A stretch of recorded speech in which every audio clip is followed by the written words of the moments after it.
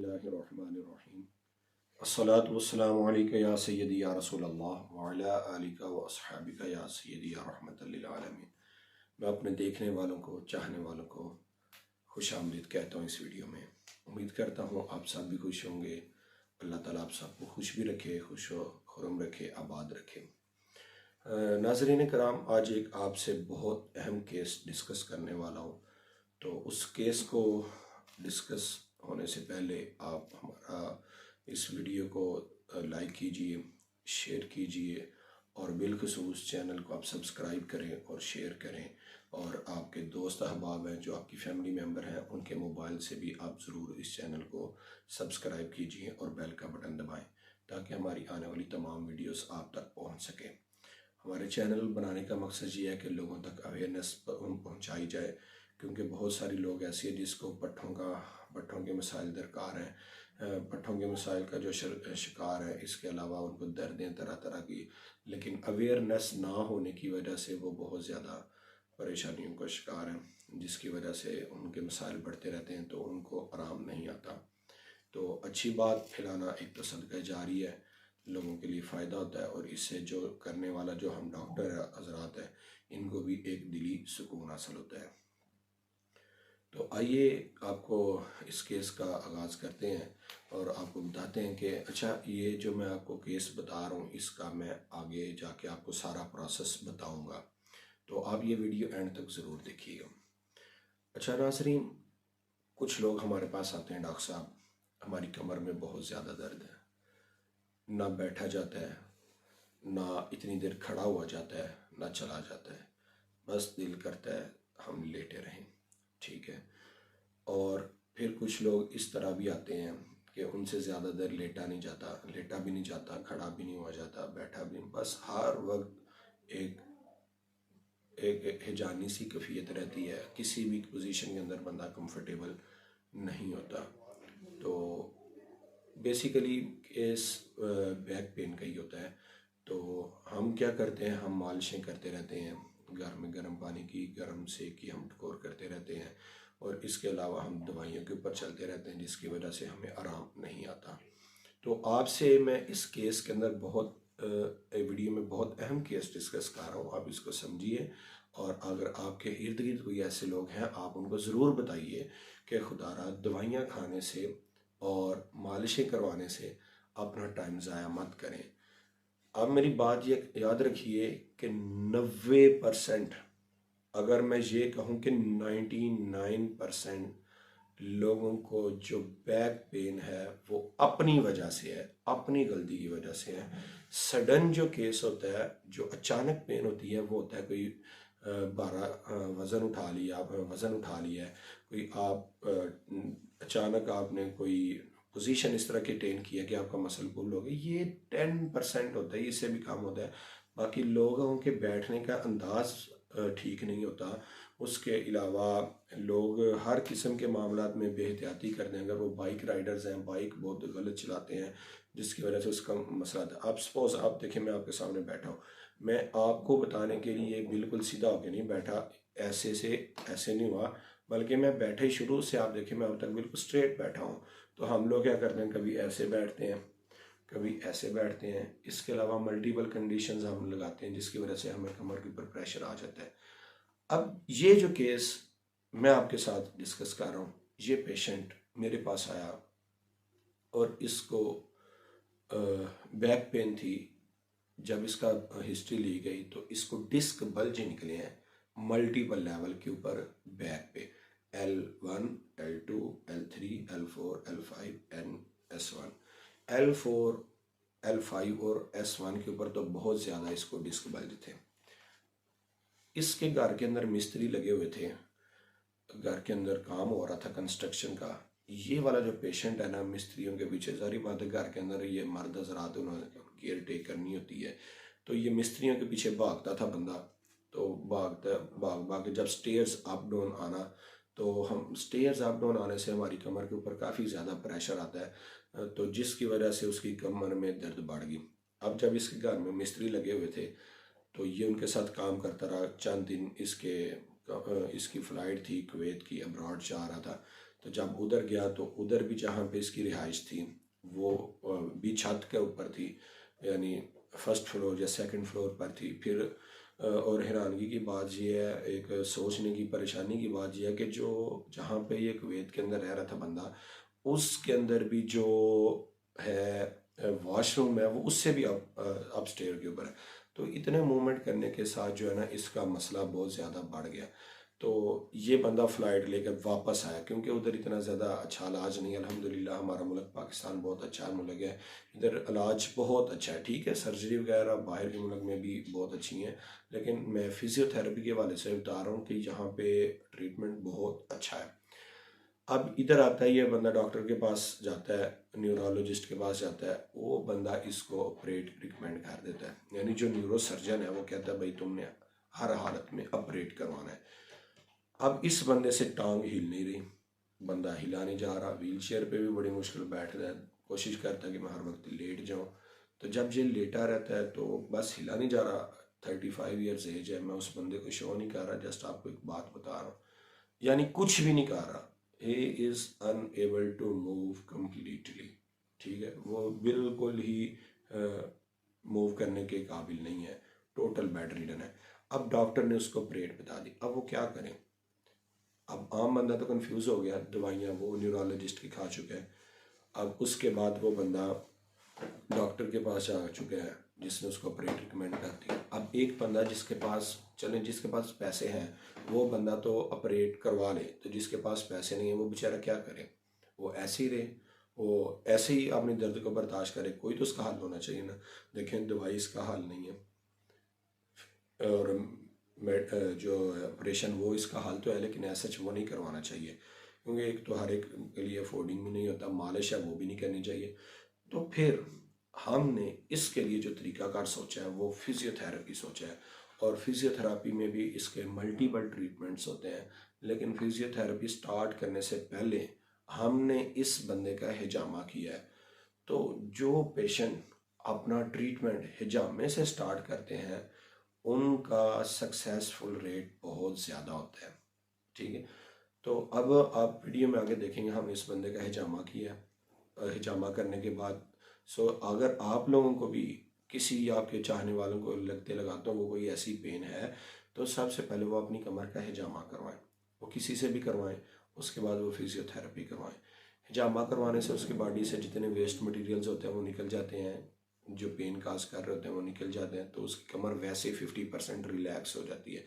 तो रह गया 50%, बाकी काम फिर फिजियोथेरेपिस्ट का होता है। उसने हीट अप्लाई करनी होती है, हीट की भी डिफरेंट मशीन्स हैं, हीटिंग पैड्स है, उसके अलावा शॉर्ट वेव है, थर्मी है, माइक्रोवेव है, थर्मी है, उसके अलावा अल्ट्रासाउंड है, टेंस EMS, डिफरेंट तरह की मशीन्स हैं, वो डॉक्टर आपको देखेगा।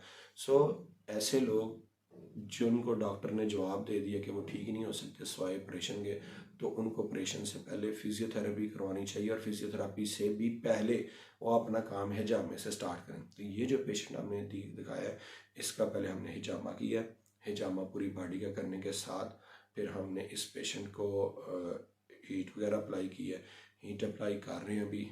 तो फिर उसके बाद जब इलेक्ट्रोथेरेपी हो जाती है फिर हम इसको पोस्टीरियर टू इंटीरियर ग्लाइड्स देते हैं डिस्क बल्ज के अंदर, और इसके अलावा टिश्यूज़ को हम सॉफ्ट करते हैं, स्ट्रेचिंग्स करवाते हैं, स्पेशल एक्सरसाइजेज होती हैं। जब वो हम करवाते हैं तो पेशेंट 90% जो है ना वो ऑपरेशन से बच जाता है। हाँ, सिर्फ वो लोग रह जाते हैं जिनका मसला ही बहुत ज़्यादा ख़राब हो, तो वो फिर उनको कुछ टाइम लगता है। तो ऐसे पेशेंट्स जिनको बहुत ज़्यादा मसाइल हों या डिस्क बल्ज के केसेस हों मल्टीपल लेवल के अंदर, उनको तकरीबन 3 वीक से लेके 3 वीक टू 6 वीक लग जाते हैं।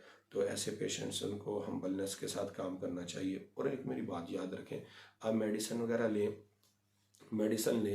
और फिजियोथेरेपी कराएं, लेकिन फिजियोथेरेपी में जब भी आपको आपकी एनाटमी ठीक हो जाए, तो वैसे मैं आपको एक बात रिकमेंड करता हूँ, ये आप इसको ज़रूर कीजिए, इंशाल्लाह आपको फ़ायदा होगा।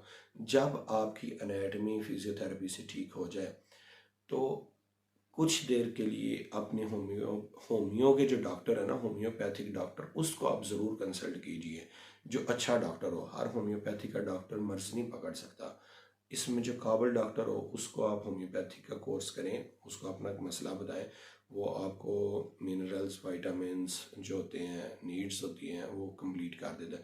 अगर ये एलोपैथी में भी हम कर सकते हैं, लेकिन एलोपैथी में इसके साइड इफ़ेक्ट्स बहुत ज़्यादा आ जाते हैं, लेकिन होम्योपैथिक जो है ना बड़ी बेहतर चीज़ होती है। सो सबसे पहले आप मेडिसिन यूज़ करें न्यूरोलॉजिस्ट से, उसके बाद आप फिजियोथेरापी कराएं। फिजियोथेरापी से पहले आप हिजामा फिर फिजियोथेरापी, फिजियोथेरापिस्ट जब आपको ओके कर देता है फिर आपने होम्योपैथी की मेडिसिन ज़रूर यूज़ करनी है, और हमेशा से अपने काम में एहतियात करनी है, वज़न नहीं उठाना। तो सारी बात करने का, गुफ्तगू करने का लुब्बे लबाब यही है कि जो भी काम इस तरह का हो तो डायरेक्ट ऑपरेशन पर दौड़ कर ना जाएं, पहले हिजामा करवाएं, हिजामा करवाने के बाद फिजियोथेरापी करवाएं, फिजियोथेरापी करवाने के बाद आप होम्योपैथिक डॉक्टर से कंसल्ट करें। सब कुछ करवाने के बाद होम्योपैथिक डॉक्टर के पास इसलिए जाना है कि जो आपकी बॉडी को इधर फिक्स कर दे, वो जो आपके मल्टीवाइटामिन होम्योपैथिक में होते हैं बड़े अच्छे रिजल्ट्स होते हैं, फिक्स कर दे ताकि फर्दर लाइफ के अंदर आपका ऐसा मसाइल पेश ना हो। तो आइए अपनी वीडियो का आगाज़ करते हैं। तो नाजरीन, ये आप देखिए कि ये कमर के ऊपर हिजामा किया गया है। ये 5 कप भी लगते हैं, 2 भी लग सकते हैं, 4, 9, 8, 10 अकॉर्डिंग टू पर कंडीशन। वैसे अमूमी तौर पे 5 कप किए जाते हैं, ठीक है। तो इसकी कमर के ऊपर बहुत ज़्यादा मसला था, डॉक्टर्स ने ऑपरेशन रिकमेंड कर दिया था, और इसकी टांग में ऐसे दर्द जाती है। तो इसकी कमर के अंदर ये जो है कमर के ऊपर हिजामा किया गया, बहुत ज़्यादा मसला था, तो इसको काफ़ी ज़्यादा रिलीफ फील हुआ है ये कमर के ऊपर हिजामा करने की वजह से। तो आप लोगों को भी अगर खुदा न खास्ता या आपके किसी चाहने वाले को या आपके इर्द गिर्द लोग ऐसे मसाइल का शिकार हैं, तो आप भी ये ज़रूर हिजामा कीजिए। बहुत ज़्यादा फ़ायदे हैं। एक तो ये सुन्नत रसूल है, दूसरी बात है कि अल्लाह ताला ने इसके अंदर शिफा रखी हुई है। तो इस तरह कप्स लगाते हैं तो वेस्ट मटेरियल जो होता है वो बाहर आ जाता है। ये कप डिस्पोजेबल होने चाहिए, फुल हाइजेनिक कंडीशन होनी चाहिए, इर्द गिर्द डस्ट वगैरह या जो भी इस तरह की गंदगी नहीं होनी चाहिए, नीट एंड क्लीन काम होना चाहिए। इस तरह देखें छोटे छोटे कट्स लगाए जाते हैं। ये कट्स इतने बारीक होते हैं कि इससे खून नहीं आता बाहर। जिस तरह सुई का, अगर पंजाबी में बात करें तो सुई का एक नक्का होता है, उसके अंदर से सुई के सुराख से पानी नहीं गुजर सकता बिल्कुल, ये उससे भी बारीक छोटा कट होता है, इसके अंदर से खून नहीं गुजर सकता। फिर इसके साथ सक्शन मशीन होती है, वो सक्शन मशीन के साथ जो है ना, सक्शन पंप के साथ हम ब्लड निकालते हैं, तो इसके अंदर हेल्दी ब्लड सेल्स नहीं आते, बल्कि जो वेस्ट मटेरियल होता है, जो ब्रेक डाउन ऑफ सेल्स होती है, जो टूटे फूटे सेल्स होते हैं जिसका बॉडी में कोई रोल नहीं होता, ये देखें ये सेक्शन मशीन अप्लाई की जा रही है, ये आस्ता आस्ता ब्लड इसमें आना शुरू हो जाएगा। ये देखें आपको नज़र आ रहा होगा। तो जो वेस्ट मटेरियल्स होते हैं वो बस बाहर आते हैं, क्योंकि ओरिजिनल ब्लड होता है हमारे वेन्स के अंदर, आर्टरीज़ के अंदर, लेकिन हम वहाँ तक जाते ही नहीं हैं।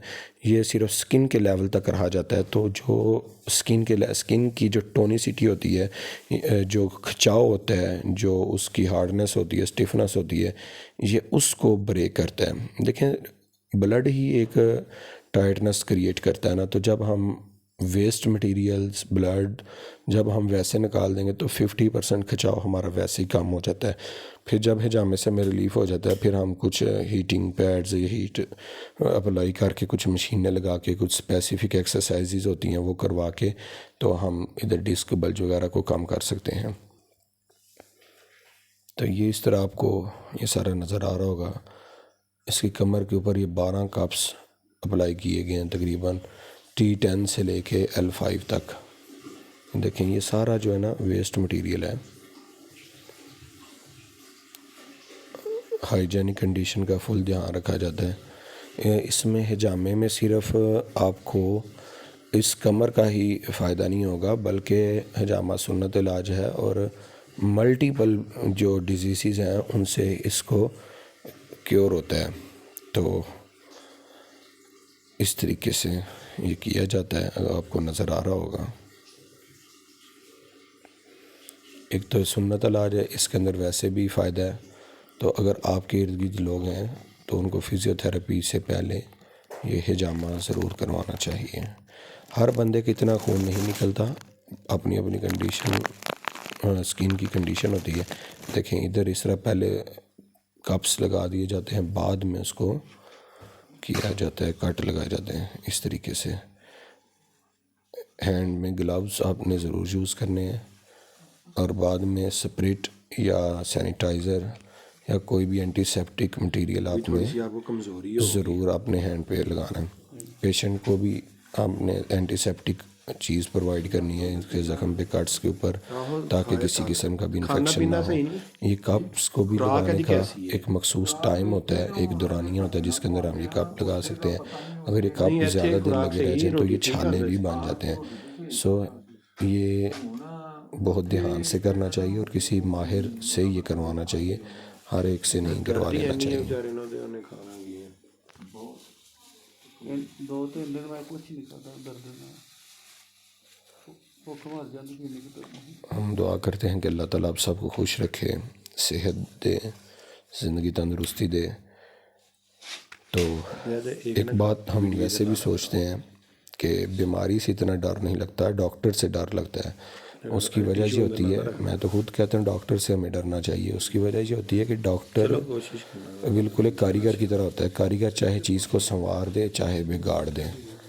तो कोई काबिल डॉक्टर हमें देखना चाहिए। शिफा अल्लाह ताला देता है, डॉक्टर को अपनी पूरी मेहनत करनी चाहिए। शिफा जो है वो मेरा मालिक देता है। ये देखें, ये सारा वेस्ट मटेरियल है। ये जो नीचे चादर वगैरह ये सब कुछ वेस्ट कर दिया जाएगा। नीचे को छोड़ दो सारे को सारे। तो अब हमारे चैनल को सब्सक्राइब कीजिए, लाइक कीजिए, वीडियोस को शेयर कीजिए। तो इस तरह एक एक करके इसको रिमूव किया जाएगा।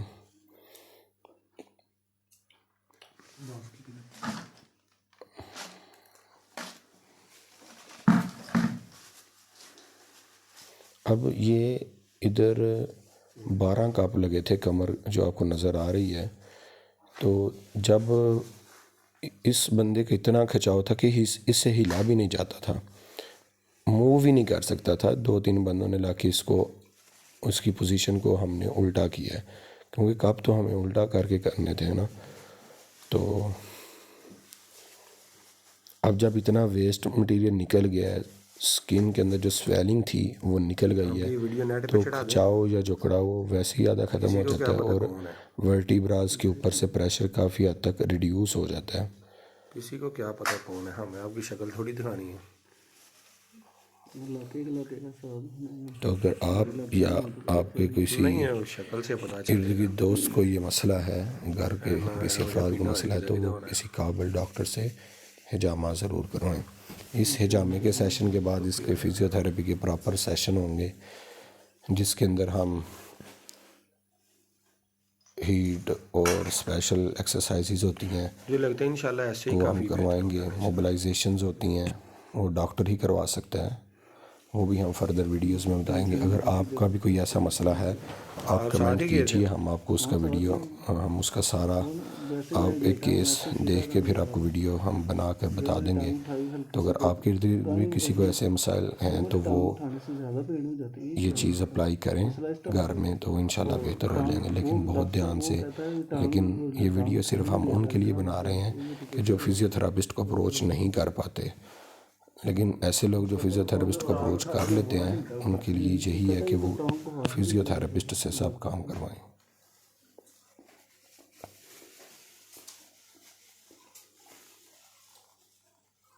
असल में 1 महीना पूरा डिले हो गया पेन के बाद, तो वो चीज़ है मैं जो ठीक हो गई, लेकिन नहीं हुआ।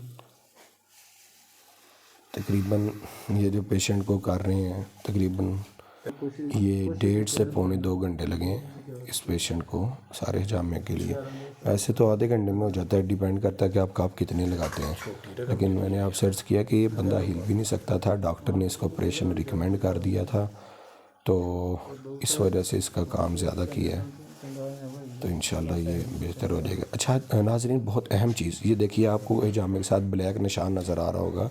इस पेशेंट ने मेडिसिन यूज़ की है, तो मेडिसिन का कोई साइड इफ़ेक्ट हो गया जिसने इसकी स्किन के ऊपर डीकलराइजेशन कर दी। इसको हम साइनोसिस भी बोलते हैं। ये देखें, सबसे लास्ट हिप के साथ ब्लैक निशान होगा। ये ब्लैक निशान आपको जो नज़र आ रहा है, इस तरह मैंने इसके बाजू पे भी देखे पेशेंट के, काफ़ी ज़्यादा ब्लैक निशान है। ये मेडिसिन का रिएक्शन हुआ है। सो इसलिए बेहतर होता है कि आप मेडिसिन से अवॉइड करके फ़िज़ियोथेरेपी करवाएं। और अभी इन्होंने पता नहीं किससे मेडिसिन ली है, किसी डॉक्टर से मेडिसिन ली है, मेडिसिन ने साइड इफ़ेक्ट किया है। तो वो देखें, डॉक्टर साहब जिधर जा रहे हैं, जैसे हुआ नहीं फैलती वो जिधर पेशेंट का हाथ है उसके साथ ये काफ़ी बड़ा ब्लैक डॉट है। ये हिजामे के साथ जो है ये काफ़ी बड़ा निशान है। ये जो दवाई का साइड इफ़ेक्ट हुआ है, इससे इनके जिस्म में निशानात पड़े हैं। अब ये इसे का करवाया टांग का। उम्मीद करते हैं आपको ये वीडियो पसंद आई होगी। तो इस वीडियो को ज़्यादा से ज़्यादा शेयर कीजिए। इस वीडियो से मुतल्लिक़ अपनी राय का इज़हार कमेंट में ज़रूर कीजिए।